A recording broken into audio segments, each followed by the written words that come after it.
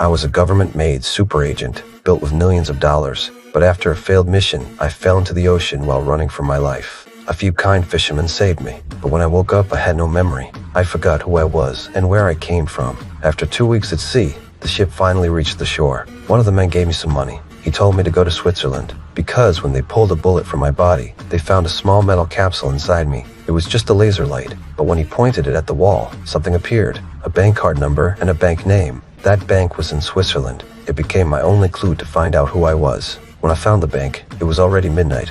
No ID, no passport, so I slept on a park bench. Soon, patrol cops came to question me. When they tried to take me in, my body moved on its own.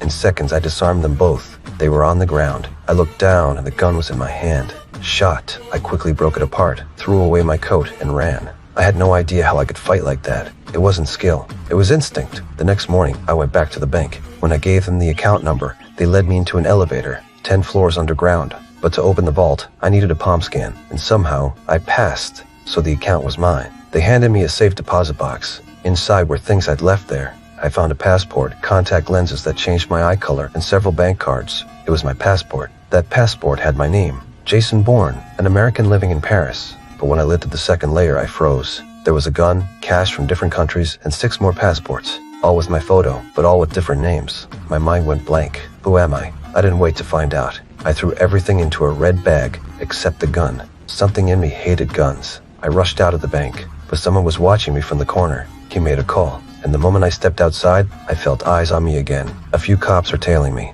I took out my passport and walked straight into the US Embassy. The police stopped outside, but inside I saw cameras everywhere and too many guards. Something felt wrong. I turned to leave, but someone called out to me. I raised my hands, pretending to cooperate, but when he got close with the cuffs, I moved.